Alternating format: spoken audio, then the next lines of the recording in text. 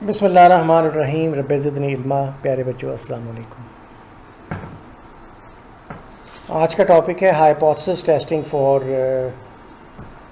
Sample mean when sigma is unknown but sample size is small.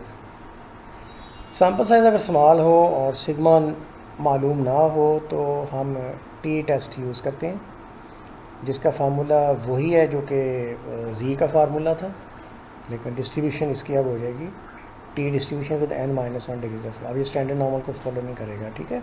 X bar minus mu naught n under root, और यहाँ lower case N S है, ठीक है जी, छोटा S है।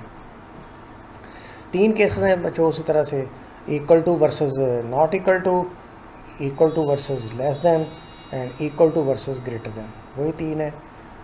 उसी तरीके से अगर equal to versus not equal to हुआ तो दो साइड पे alpha by two rejection region होगा। अगर लेस देन है तो लेफ़्ट साइड पे पूरे का पूरा अल्फ़ा रिजेक्शन रीजन होगा। अगर इक्वल वर्सेस ग्रेटर देन है तो राइट साइड पे पूरे का पूरा अल्फ़ा रिजेक्शन रीजन होगा। एग्ज़ाम्पल पे बच्चों आते हैं। ये 10 स्टूडेंट्स का स्टडी आवर्स गिवन है, ठीक है। और हाइपोथेसिस ने कहा जी टेस्ट करो कि ये जो स्टडी आवर्स हैं, study hours of 10 students are this. अब स्टडी आवर्स ये 35 स्टडी आवर, 40 स्टडी आवर, ये मुझे लगता है कोई वीक के स्टडी आवर्स हैं, डेली के तो नहीं है, क्योंकि दिन में 35 घंटे तो होते नहीं हैं, 40 घंटे भी नहीं होते, ठीक है, 50 घंटे भी नहीं होते। तो वो कहता है ये 20 से ऑन एवरेज जिस पॉपुलेशन से ये स्टडी मीन्स आए हैं ना, जो 10 लोगों से आए हैं, वो 10 लोग जिस पॉपुलेशन से आए थे, उस पॉपुलेशन का जो मीन है वो 20 या 20 से कम है। तो प्यारे बच्चों इक्वल टू का साइन क्योंकि इसमें मौजूद है, इसलिए इसको हम एच नॉट के तौर पर लेंगे। ये देखिए हमने इसको एच नॉट के तौर पर एक्सेप्ट कर लिया। अगर यहाँ लेस देन 20 होता तो हम इसको H1 कहते हैं। अब ये तीन साइनों में से लेस देन और इक्वल इसके अंदर शामिल है, ग्रेटर देन शामिल नहीं है। तो प्यारे बच्चों तो जो एक साइन बच गया था वो हमने फिर इसके उलट जो एक साइन बच गया वो हमने H1 में ले लिया। अब इससे पता ये चलता है कि this is one tail test, this is right tail test. तो टोटल का टोटल रिजेक्शन रीजन जो है ना वो राइट साइड पे पड़ा हुआ होगा। एक्स वैल्यूज़ बेटा हमने ले ली, उनके स्केयर्स उठा लिए, एक्स को सम कर लिया, उनके स्केयर्स को सम कर लिया। टेस्ट स्टेटिस्टिक का क्योंकि ये फार्मूला था, हमें एक्स बार चाहिए था, एक्स बार कैलकुलेट कर लिया, समेशन एक्स ओवर एन 300/30 आ गया। फिर बेटा आपको चाहिए था छोटा एस का ये फार्मूला है, और इसको ज़रा खूबसूरत बनाया तो ये बन जाता है।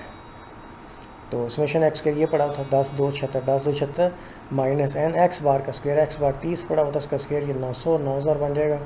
और 10,276 में से 9000 गया तो 1276 बचा, 1276 को 9 पे डिवाइड किया तो 141.78 बचा, उसका स्क्वायर रूट लिया तो 11.91 बना। ये वैल्यूज़ जो थी एक्स बार की म्यू नॉट ये होता है बेटा, तो एच नॉट में राइट हैंड साइड पे वैल्यू पड़ी होती है एच नॉट। ये 20 था, ये आपका सैम्पल साइज 10 था, और ये आपका छोटा एस है। ये छोटा एस मैंने यहाँ लिखना था, यहाँ में से बड़ा एस लिखा गया, ये छोटी सी गलती है, ये छोटा एस है। और ये बेटा 2.66 आ गया। ये आपने टेस्ट स्टेटिस्टिक कैलकुलेट कर लिया, ठीक है। अब टेस्ट स्टेटस की जब आपने कैलकुलेट कर लिया तो अब ये देखना है कि ये एक्सेप्टेंस रीजन में गया या रिजेक्शन रीजन में गया। तो ये जब देखने के लिए पहले हम क्रिटिकल रीजन बनाएंगे तो फिर ही है ना, क्रिटिकल रीजन बनाएंगे तो फिर ही है ना। तो क्रिटिकल रीजन हमें पता है कि रिजेक्शन रीजन सारा राइट साइड पे है, और ये वैल्यू जो है ये किस पॉइंट से ये रिजेक्शन रीजन ने शुरू होना है इसका फैसला टेबल से होता है। आपका सैम्पल साइज़ क्योंकि 10 था इसलिए डिग्री फ्रीडम एक कम 9 थी, तो हमने 9 के ऊपर 5% के ऊपर, और क्योंकि टेस्ट ये वन टेल है, 1 टेल 5% 9, ये तीन चीज़ें याद रख लें। तो अब हम टेस्ट उसमें जा टेबल में जाकर इसकी वैल्यू बेटा फाइंड करेंगे। ये साथ ही टेबल अल्लाह का शुक्र है पड़ा हुआ है। तो ये बेटा टी टेस्ट आपको मैं दिखा रहा हूँ आपके सामने, माशाल्लाह प्यारे बच्चों, परिंदों, लोगों, पीपल, परिंदों। ये देखो बेटा 9 है, आ जाए 9 है आपका जो है वो डिग्री फ्रीडम है, ओके। ये बेटा 9 की डिग्री फ्रीडम सर्कल करके आपने मुझे भेजा है। फिर बेटा टेस्ट क्योंकि 1 टेल है तो इसके अंदर आपने 5% लेना है, ये 5% है। अगर ये 2% दिया होता तो 2% लेते, 1% दिया होता तो 1% वाले को सिलेक्ट करते। देखो ना, ये देखें, ये देखें, ये देखिए 10% है, ये 1% है, ठीक है। अच्छा जी, और 1 टेल में इसके, हाँ ये डिग्री फ्रीडम के बराबर इसके नीचे, तो ये बेटा आ गया है 1.8331, 1.8331, ये बेटा आपके टी की वैल्यू प्यारे बच्चों परिंदों आ गई है। तो ये देखिए 1.83, ये 1.83। अब आपका जो टेस्ट स्टेटस निकला है वो 2.66 निकला है। यहाँ से लेके ऑनवर्ड रिजेक्शन रीजन है, तो बेटा 2.66 रिजेक्शन रीजन में चला गया, सबको नज़र आ रहा है, सादे से सादा बंदे को भी नज़र आ रहा है कि 2.66 इस वक्त रिजेक्शन रीजन में चला गया है।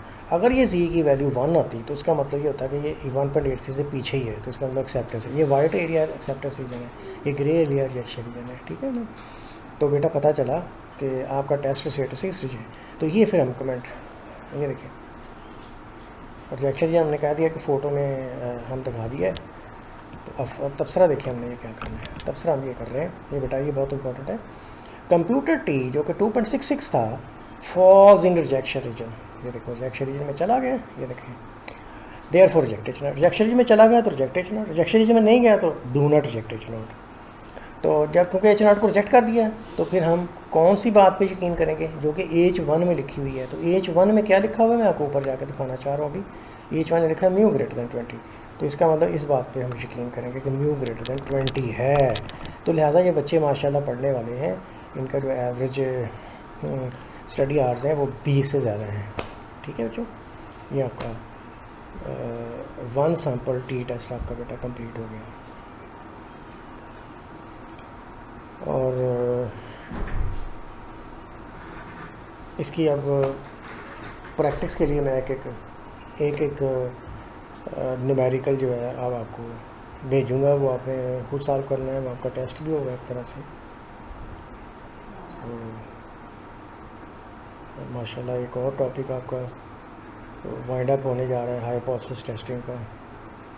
उसके बाद कॉन्टिंजेंसी टेबल का एक लेक्चर होगा और एक होगा गुडनेस ऑफ फिट का लेक्चर, ठीक है ना। और उसके बाद 8वें सेमेस्टर वालों के 3 नॉन पैरामीटर टेस्ट का वो होगा, लेकिन जो सेकंड सेमेस्टर के लोग हैं उनका एक्सपेरिमेंटल डिज़ाइन के कोई 2-3 लेक्चर्स होंगे। तो ठीक है बेटा, आप एफ़र्ट करते रहें, कोशिश करते रहें, चीज़ों को जस्ट सिर्फ नोट करके नहीं भेजना है। पहले देखो मैं आपको लेक्चर भेज देता हूँ, आप उसको पढ़ लेते हो, आपको पता चल जाता है कुछ समझ आई है कुछ समझ नहीं आई है। फिर मैं आपको मैं कहता हूँ कि आप जो है ना भेजें, जो आपके प्रॉब्लम्स हैं मेरे साथ शेयर कर दें। जब तक मेरी वीडियो सपोर्ट नहीं आई हुई तो कुछ लोग वीडियो सपोर्ट से पहले भी प्रॉब्लम भेज देते हैं, कुछ वीडियो सपोर्ट के बाद भी भेज देते हैं। तो मैं बड़े अच्छे अंदाज में, जितने लोगों ने मुझसे कोई भी प्रॉब्लम पूछा है, मैंने अगर वैसे जवाब दे दिया तो भी ठीक है, वरना मैंने कई लोगों को वीडियो बना के फिर मैंने वीडियो सपोर्ट के साथ मैंने आंसर दिया है आपके प्रॉब्लम्स का। क्योंकि जो बच्चे प्रॉब्लम रेज़ करते हैं ना, कोई क्वेश्चन रेज़ करते हैं, इसका मतलब ये है कि they are focusing their study very well, तो दे डिज़र्व के बेटा उनको पूरी अटेंशन के साथ जवाब दिया जाए। और अगर किसी क्वेश्चन करने पे मैं आपको थोड़ा सा डांट दूँ तो बेटा आपने बिल्कुल माइंड नहीं करना है, वो किसी ख़ास वजह से हो सकता है, उसमें आपका पूछने का अंदाज़ या कुछ ऐसी चीज़ इन्वॉल्व हो सकती है जिसके ऊपर हो सकता है मुझे वक्ती तौर पर थोड़ा सा गुस्सा है। बट आई ऑलवेज़ इनकरेज कि आप क्वेश्चन करें, आप क्वेश्चन करेंगे आप सीखेंगे। आपका कोई क्वेश्चन ऐसा नहीं है जो मैंने अनआंसर्ड मतलब छोड़ा हो, हर क्वेश्चन को मैं आंसर करता हूँ।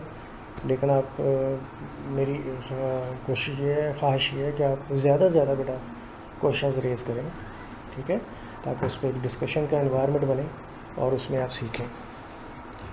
इंशाल्लाह ये सिलेबस हमारा जल्द ख़त्म हो जाएगा, उसके बाद फिर MCQs के हम फेज़ में आएंगे। तो जब तक हमने टॉपिक को डिटेल पढ़ा ना हो तो उस वक्त तक आप MCQs भी नहीं कर सकते, ठीक है ना। क्योंकि चीज़ों का अब हमने समझ लिया है, पूरे सिलेबस में से गो थ्रू हो गए हैं, अब हमें हर चीज़ का आइडिया हो गया।